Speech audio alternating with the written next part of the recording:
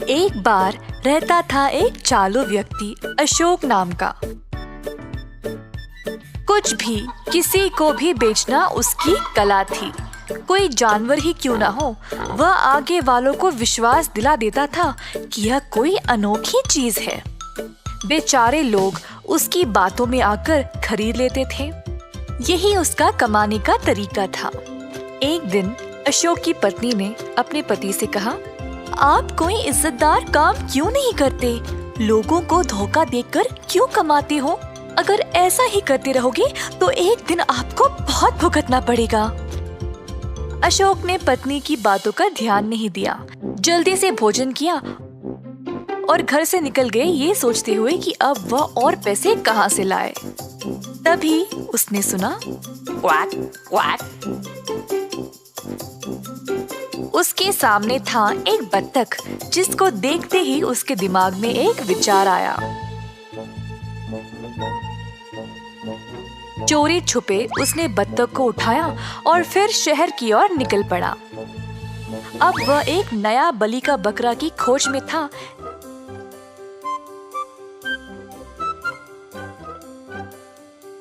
जिसको अपनी बातों से आकर्षित करके बत्तख को बेचना चाहा। थोड़ी देर में एक भोला सा आदमी बस से उतरा। अशोक उस आदमी को सुनाए दिए जैसे बत्तख से बात करने लगा। ओ बत्तख, तू तो सोने के अंडे डालती है, परंतु मैं तेरा ख्याल रखने के लायक ही नहीं हूँ। क्या करूँ? भोले आदमी ने अशोक की बातें सुनी और पूछा, सुनिए, क्या ये सच है कि ये सोने के अंडे डालती है? बेशक ये सच है, मगर इसको अगर सोने के अंडे डालने हैं तो इसे अच्छे से खिलाना पिलाना पड़ेगा। मैं बहुत गरीब हूँ ये सब करने के लिए, इसीलिए पता नहीं क्या करूँ। भोले आदमी को बुरा लगा। वैसे आप कौन हो?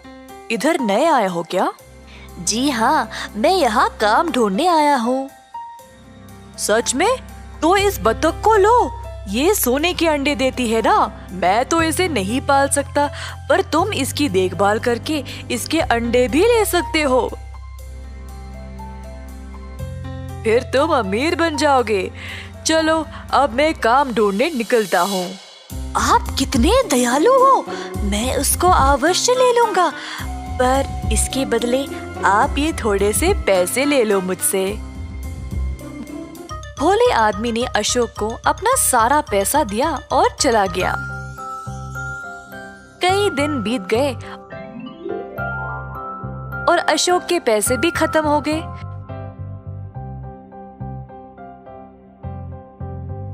फिर से पैसे कमाने के लिए तरीके सोच रहा था, जब अचानक से उसने सुना मैं। उसके सामने एक बकरा था।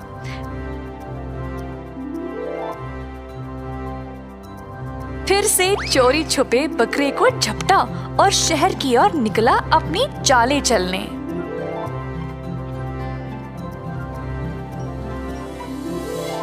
इस बार फिर से कोई नया आदमी बस से उतरा। अशोक जोर से बात करने लगा। हे बकरे, मेरे सवाल का जवाब दे। अप्रैल के बाद कौन सा महीना आता है? अशोक ने बकरे को चोरी से ढकेला और बकरा बोला, मैं। शाबाश मेरे बकरे, तूने सही जवाब दिया, वो भी एक बार नहीं 2 बार बोला। नया आदमी ने इनकी बातें सुनी और पूछा, वाह, ये बकरा कितना अच्छा बोलता है। और क्या बोलता है ये? अच्छा ये सुनो। ओ बकरे, जून के पहले कौन सा महीना आता है? फिर से अशोक ने पीछे से बकरे को धक्का दिया। मैं। वाह, कितना अनोखा है ये। क्या मैं इसको अपने साथ ले जाऊं? हाँ, पर मैंने इस बकरे को बहुत भारी रकम में खरीदा था। मैं इसको ऐसे ही नहीं दे सकता ना। ओह, कोई नहीं, मेरे पास बहुत पैसा है। बस आप अपना रकम बोलो, मुझे बस ये अद्भुत बकरा चाहिए। अशोक ने अच्छी खासी रकम में बकरे को बेचा और खुशी से घर चला गया। अशोक के जाने के बाद वो पहला वाला भोला आदमी बत्तख को लेके शहर वापस आया। जब उसने दूर से इस आदमी को बकरे से बात करने की कोशिश करते हुए देखा, उत्सुक होकर वो उसे जाकर पूछा, सुनिए, मैं आपको वहाँ से देख रहा था, आप ठीक तो हो ना? एक बकरे से क्यों बात कर रहे हो? ओफो, तुम्हें पता ही नहीं, ये कोई साधारण बकरा नहीं है, ये बोलता है। वैसे तुम्हारे बत्तख का नाम क्या है? मेरी बत्तख भी अनोखी है, ये सोने के अंडे डालती है, पर बहुत दिन हो गए मैंने इसको अच्छे से खिलाया पिलाया, पर इसने एक अंडा भी नहीं डाला। मैं इसके मालिक से मिलने आया हूँ पूछताछ करने के लिए।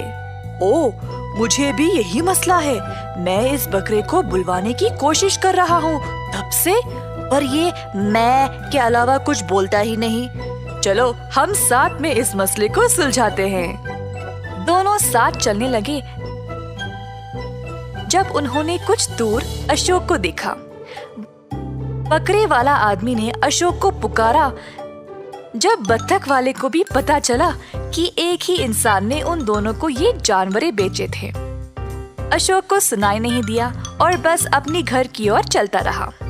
दोनों आदमियों ने अशोक का पीछा किया उसके घर तक। उन्होंने अशोक को अपनी पत्नी को सब कुछ बताते हुए सुन लिया। इसने तो हमें धोखा दिया है। हाँ, हम इसकी बातों में आ गए, इसको तो सबक सिखाना ही पड़ेगा। मेरे पास एक योजना है। पहले वाले ने अपने आप पर सोने का रंग लगाया और मूर्ति बनने का नाटक किया। दूसरे वाले ने उसको उठाया और अशोक के घर के आसपास घूमने लगा। योजना के अनुसार अशोक की नजर उन पर पड़ी और वो बाहर आया पूछताछ करने। हे, तुम इधर क्या कर रहे हो? तुम्हारा बकरा किधर है? बकरा ठीक है और सुरक्षित, और कुछ न कुछ बोलते ही जा रहा है। आहा, कमाल है। वैसे ये मूर्ति लेकर कहाँ जा रहे हो? श्श, किसी को बोलना नहीं, ये मूर्ति असली सोने की बनी हुई है। पर तुम मुझे ये क्यों बोल रहे हो? अब मैं इस शहर में नया था और आपने अपनी मेहरबानी मुझ पे दिखाई उस शानदार बकरे को देकर, तो इसीलिए मैं केवल आपको बोल रहा हूँ। अच्छा, तो अब क्या करोगे इस मूर्ति का? मैं इसको पूरी तरह से पिघलाकर सब बेच दूंगा। क्या तुम मेरी दयालुता के लिए कुछ करोगे? तुम मुझे ये मूर्ति दे दो, मैं तुम्हें इसकी अच्छी रकम दूंगा। तो अशोक ने आदमी को बहुत पैसे दिए और मूर्ति को कपड़े से ढांप दिया। अंदर गया अपनी पत्नी को बुलाने के लिए, पर जब वो आई तो वहाँ पे मूर्ति थी ही नहीं, केवल एक कपड़ा जमीन पर पड़ा था। अशोक आश्चर्यचकित रह गया। उसको यकीन ही नहीं हुआ कि उसी को बेवकूफ बनाया गया। मैंने आपसे बोला था, एक ना एक दिन उल्टा आपको ही सहना पड़ेगा, और बस आज वही हुआ। इस कहानी से हम ये सीखते हैं कि हमेशा ईमानदारी से काम करना चाहिए। जैसी करनी वैसी भरनी।